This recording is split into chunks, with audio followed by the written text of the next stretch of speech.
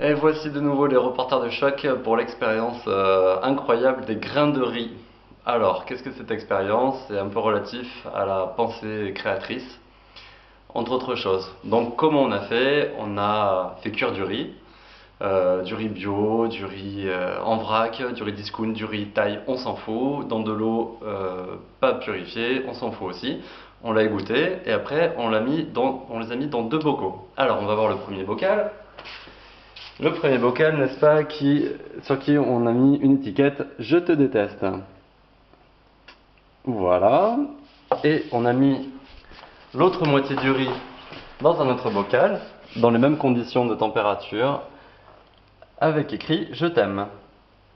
Donc ça fait une semaine, jour pour jour, qu'on a fait cette expérience, qu'on a débuté cette expérience, et aujourd'hui on a commencé à avoir des petits résultats qu'on va vous montrer.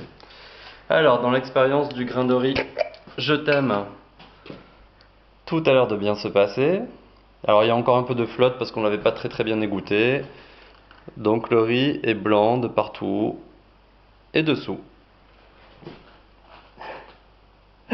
Voilà. Alors, pour notre ami qu'on a détesté malheureusement toute la semaine, parce qu'on lui a dit aussi chaque jour, on lui a dit de temps en temps en passant, en essayant d'y mettre des émotions, on a déjà une très grosse moisissure. Tiens, viens au soleil. Voilà. Une très grosse moisissure sur le dessus. Et sur les côtés aussi, en bas. Et sur les côtés aussi, ça a bien moisi.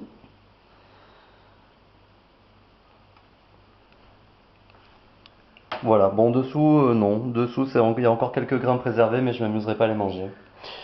Donc voici, c'est l'expérience des grains de riz que vous pouvez reproduire chez vous de manière très simple. Alors chaque matin ou chaque soir, quand vous passez devant, vous leur dites bien "Je t'aime mon beau grain de riz" ou "Je te déteste, espèce d'enfoiré". Voilà, il y a des variantes possibles. Et donc, pour montrer que la pensée est créatrice, et ce que vous pouvez penser des gens, des objets, les influe directement. On aura peut-être... Pardon? Et moto. Ah ouais, moto, ouais, bon, ça c'est l'expérience de l'eau, alors ça marche avec l'eau, etc. Mais ça, c'est pas le but.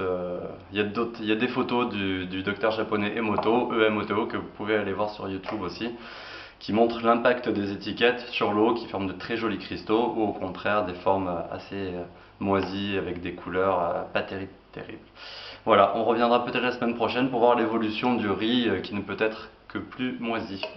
À bientôt. Merci Monsieur Julien Ouais, pour cette interview. je t'en prie.